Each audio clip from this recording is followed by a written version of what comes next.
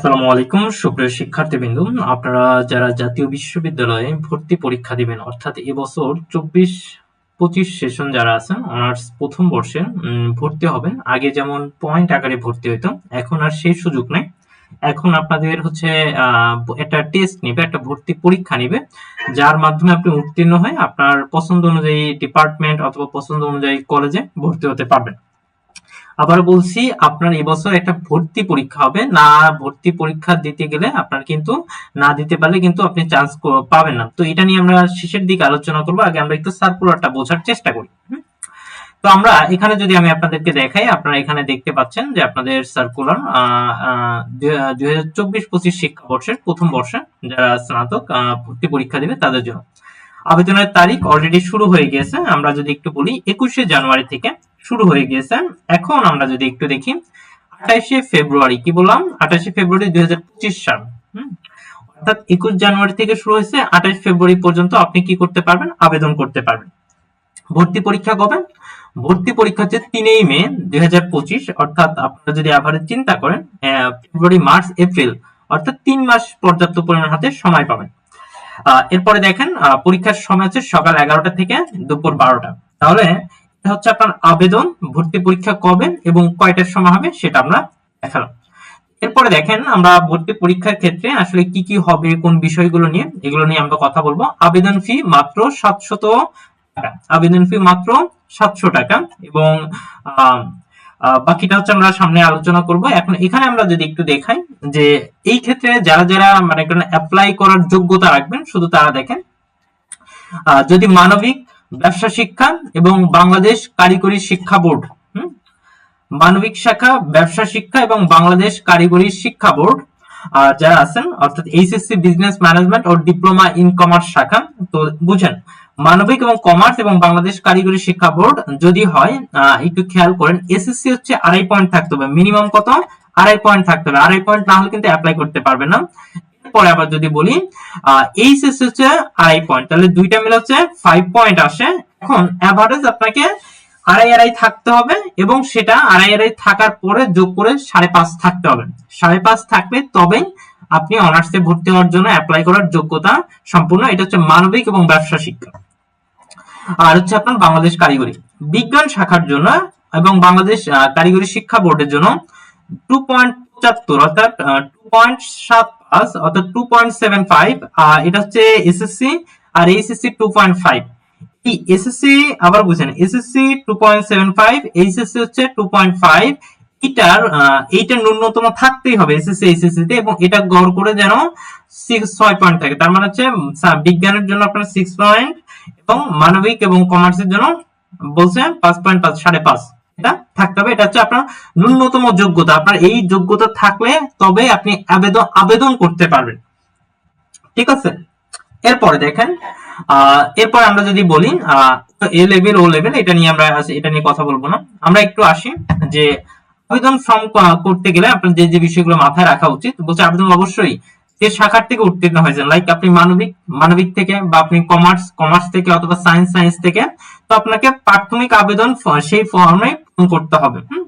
তবে উচ্চ মাধ্যমিকে পরীক্ষা যদি বলছে গার্হস্থ্য অর্থনীতি শাখার থেকে উত্তীর্ণ হন, গার্হস্থ্য অর্থনীতি শাখা থেকে উত্তীর্ণ, তাহলে আপনি মানবিক শাখায় আবেদন করবেন। ওকে, এরপরে আপনাদের যদি একটু আসি যে জাতীয় বিশ্ববিদ্যালয়, এখানে একটা বিষয় মনে রাখবেন যে জাতীয় বিশ্ববিদ্যালয়ের অধীনে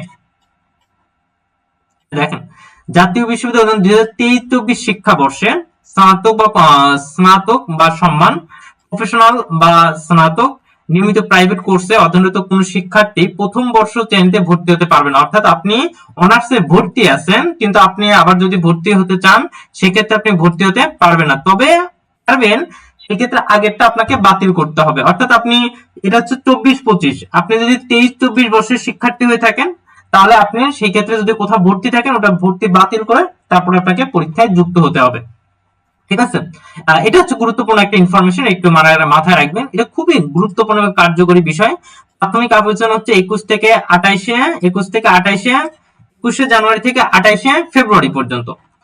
প্রাথমিক আবেদন করার পরে প্রাথমিক আবেদনের 7 দিন আগে, অর্থাৎ 22 থেকে 22শে আপনার এখানে কি বলছে, 22শে জানুয়ারি থেকে আপনার 2 মার্চ 22 মার্চ, এটা হচ্ছে আপনার নির্ধারিত একটা ফি আছে, ওটা হচ্ছে আপনার কলেজের এবং হচ্ছে জাতীয় বিশ্ববিদ্যালয়, এটা আপনি জাস্ট জমা দেওয়ার হচ্ছে মোবাইল ব্যাংকের মাধ্যমে সরাসরি জমা দেওয়ার তারিখ হচ্ছে 22 তারিখ থেকে আপনার হচ্ছে 22শে জানুয়ারি থেকে আপনার হচ্ছে কত 2 মার্চ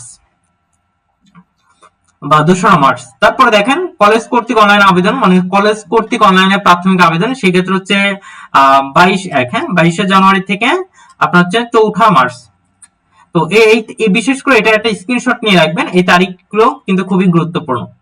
আর এরপরে আমরা যদি আসি, এরপরে আমি আপনাদেরকে দেখালাম যে বিষয়টা একটু মাথায় রাখবেন, যে আমি বলেছিলাম এতক্ষণ আমরা বেসিক কথাবার্তা আবেদন কিভাবে কোন ভাবে, এখন যেটা হচ্ছে মেইন, যেটা হচ্ছে আপনার পরীক্ষা একটা ভালো মার্ক পেতে হবে, এটা যদি না পান আপনি কিন্তু আপনার পছন্দের ডিপার্টমেন্ট বা কলেজ বা এই জিনিসগুলো কিন্তু আপনি উত্তীর্ণ হতে পারবেন না। একটু মনোযোগ দিয়ে খেয়াল করেন, ভর্তি পরীক্ষার নম্বর বা মান বন্টন, এখানে যদি আমি আপনাদেরকে দেখাই বুঝেন, বিজ্ঞান শাখার জন্য বাংলা 20, ইংরেজি 20, বাংলাদেশ প্রসঙ্গ অর্থাৎ সাধারণ জ্ঞান বাংলাদেশ পার্ট এটা হচ্ছে 10, তাহলে টোটাল হচ্ছে 50 মার্ক।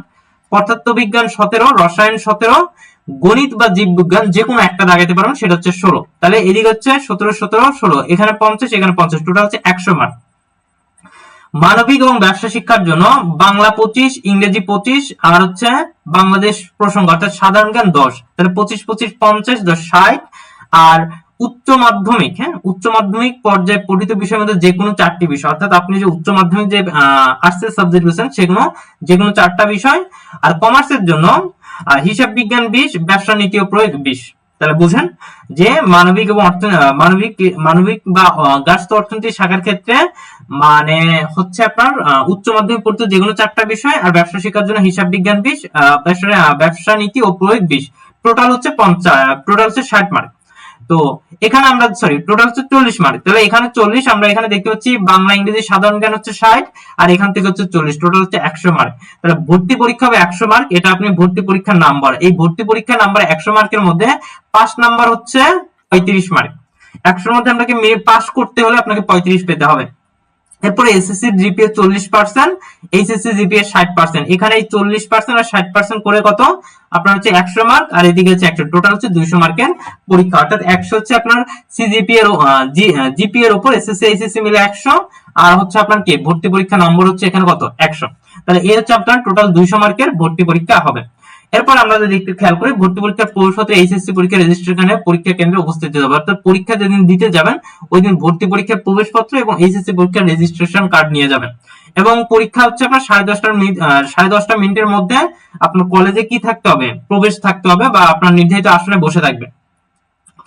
তো এগুলো তো আমরা গেলাম। আরেকটা বিষয় মাথায় রাখবেন যে পরীক্ষায় 200 নম্বর ভিত্তিতে প্রতিটি কলেজের জন্য, অর্থাৎ প্রত্যেকটা কলেজের জন্য আলাদা বিষয় পছন্দক্রম অনুসারে, কলেজের জন্য আলাদা বিষয় পছন্দক্রম অনুসারে বিষয়ভিত্তিক মেধা তালিকা প্রণয়ন করা হবে, অর্থাৎ আপনার যে একটা মেরিট দিবে সেই মেরিটের উপর ডিপেন্ড করে বিষয়ভিত্তিক মেধা তালিকা সেটা প্রণয়ন করা, পরীক্ষার পরে সেটা, এটা এখন না। এটা হচ্ছে বিষয়। আর ভর্তির কার্যক্রম একটা বিষয় মাথায় রাখবেন যে প্রথম মেধা তালিকা শূন্য হলে দ্বিতীয় মেধা তালিকা দিবে, হ্যাঁ, কোঠার মেধা তালিকা দিবে।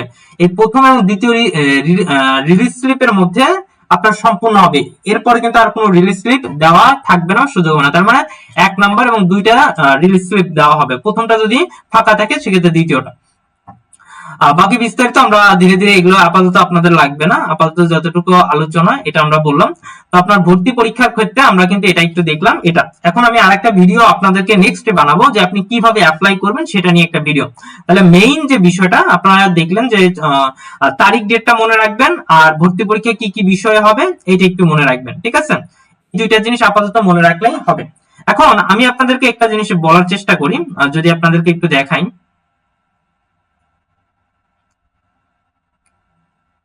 দেখেন।